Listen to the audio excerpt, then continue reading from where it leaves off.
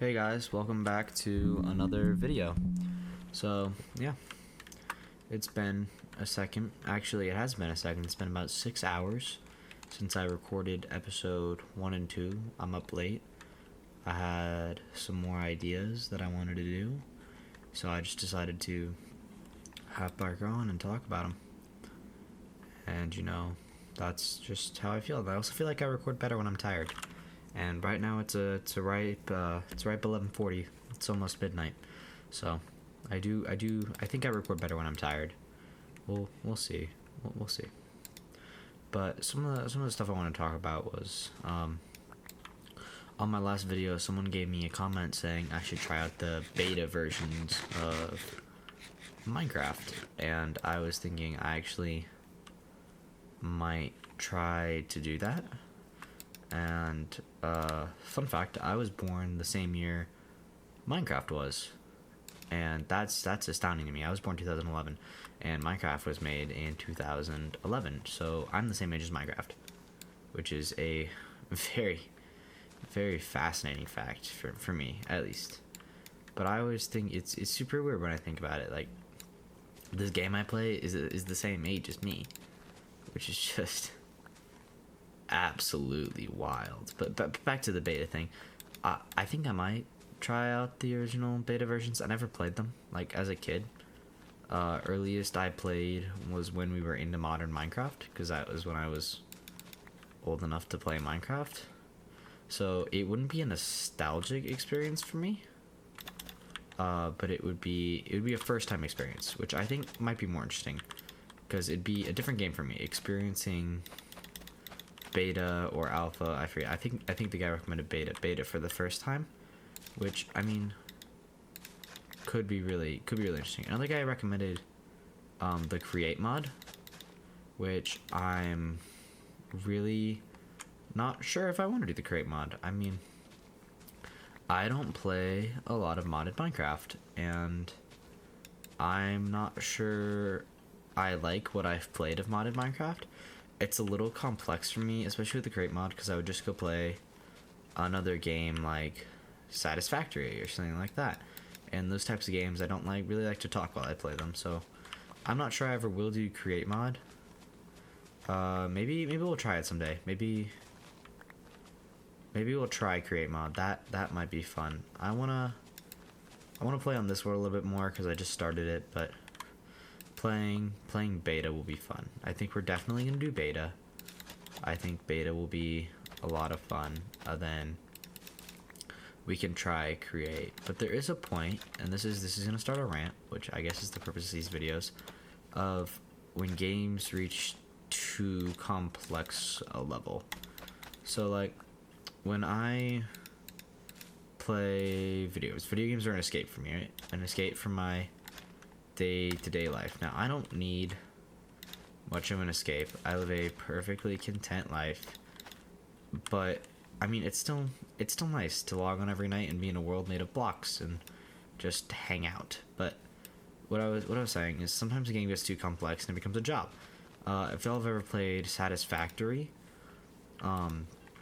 it is complex. I'm doing math 24/7, just trying to figure everything out. And I think that's when a game, I enjoy it, but I'm a workaholic. I like to work 24/7. Instead of just playing Minecraft, I like to make these videos because lets me multitask. And that's what I talked about in one of my previous videos about how I think I might have ADHD. I'm not diagnosed. I don't need to be diagnosed. I don't need accommodations. I'm perfectly fine. But, like, I don't like to just do one thing at once. That's just a me thing. But when a game becomes too complex, it's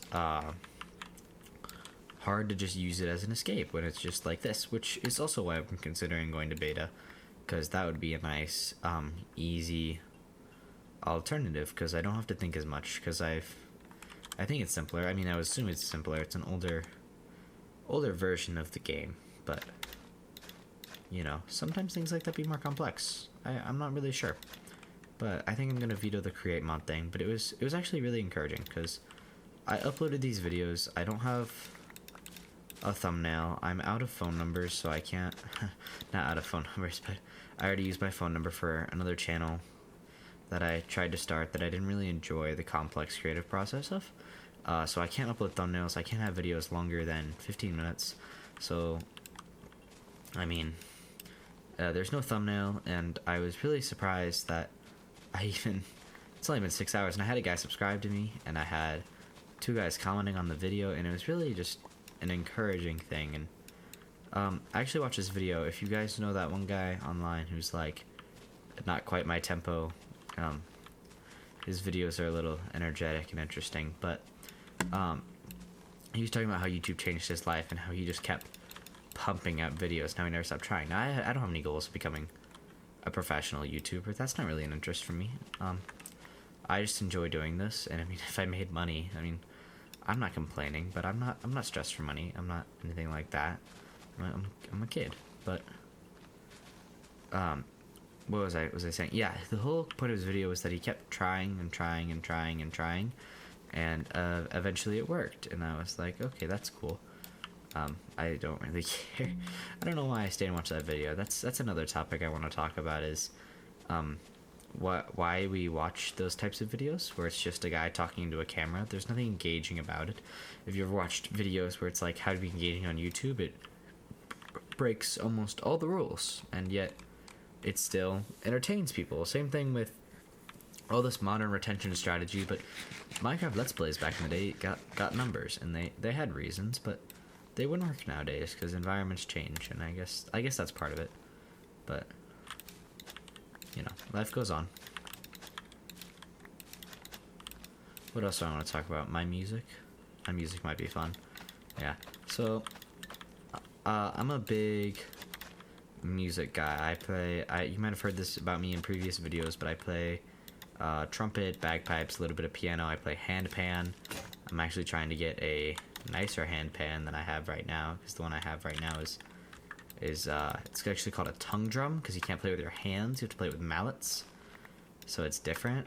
But I'd love to actually try out like a nice handpan, because I've never played one before. So, a fun story about how I got into handpan, then we'll go into how I got into bagpipes, because that's also a conversation starter. But how I got into handpan is actually another story of how I got into physical therapy. just stay with me here. So I was training for a half marathon when I hurt my knee. I stressed a tendon, and that meant I had to go to physical therapy. And you know, that's a story for another time. We can go into how I dealt with that at a later time. But I had to go to physical therapy and interrupted my school schedule. So I would walk into school twice a week. I'd come in late by 2 hours. So I'd miss my first period, and I'd come in about way through second period. Well, my second period was English. It was actually the English philosophy class I talked about in the previous video, where I had to do all those philosophy takes. But it was philosophy, and they were doing a reading, and the teacher had put on handpan music. And I'm notoriously as like a music guy of owning like random instruments. Like I'd bring in a kazoo, and everyone was like, wow. And they were like, wow, we think you'd really own this. And I was like, oh, okay. Well, I mean, now I have to. So I went home that day, and I went to my parents, and I was like, I need a handpan. And they were like, no, you don't. So they were like, no, you don't need a handpan. And I was like, well, I want one though. I thought they were really cool, and I was like, this is something I need in my life. That's another thing. I get obsessed with stuff, and I'm like, I need this. And if you give me like a month or two, it fizzles out, but you know. But anyway, I thought I needed this handpan in my life, but I really didn't. But they were accommodating, and they were like, yeah, of course. Okay, sweetie. But then I kept pushing for it. It was something I was persistent about. I wanted to try to play the handpan. I thought this was a really cool instrument. If you don't know what a handpan is, just look up like handpan music on YouTube. It's really interesting. But they were like, okay, well, fine. So they bought me like a cheap Amazon one for Easter as like an Easter gift. And so I got that, and I immediately started playing on it constantly. This is all I would do, is I would practice my handpan. And mind you, the handpan is not an instrument that requires much practice. It is very hard for a handpan to sound bad. So I just kept making all this good music, but my parents didn't have an issue with it, but I would always play, and I was really a musically invested kid, so they were kind of sad about that. But alright, but that's how that goes, and now I'm trying to see if I can get nicer handpan, so that I can actually pursue more handpan music, because I really enjoy it. It's a fun instrument to play. Then yeah, the bagpipes. I'll get into that right now. So when I was very little, I got into the idea of my head that I really wanted to play the bagpipes, and I was hard set on it. So my parents bought me a practice chanter for Christmas one year, and I tried to play it, and I just couldn't. And I was like, well, looks like that's not my dream anymore, and I gave up. So this practice chanter is just sitting around for like months, and years, and I never really touch it. Then one day, we go to Scotland. It's a big trip for us. This is my sister's senior trip, and we go to Scotland, and I'm like, wow, I really want a kilt. Can we buy like a cheap kilt? So we go. Turns out they don't sell cheap kilts, because it's a cultural thing that they're like nice. Now you can get like really cheap kilts, but like they don't sell nice tourist kilts. So we ended up making our way to this random shop, and it turns out, well, kilts are expensive. And my dad is a man known for making deals. He made a deal with my sister when she was a little kid, that she wanted to dress up in costumes, in colonial costumes, and walk down the streets of a historic reenactment center. And my dad said, when you're 16, we can come back and do that. Well, my dad assumed she would not want it by the time she was 16, but they went back and they did it when she turned 16, and that was a blast. But anyway, my dad made a deal with me that if I learned how to play the bagpipes, because he wanted that for me too, that he would buy me a kilt. And I was like, bet. So as soon as we got back to America, the States, I started learning the bagpipes. I pulled out that old practice chanter, and I started playing, and I've been doing that for 8 months at this point. I just played and played and played, and I got pretty stinking good, in my opinion. And then I was like, well, it doesn't sound good on the chanter. Like, you don't get a nice sound on the chanter. You get like, a chanter is what you use to practice the bagpipes. It's like just the part where you put your fingers, and it just makes one tone, and you can practice without playing on a full set. But I didn't have a full set, so it was just the only way I could practice. Then recently they decided I was good enough that they were gonna buy me a full set of bagpipes, and that actually arrived today.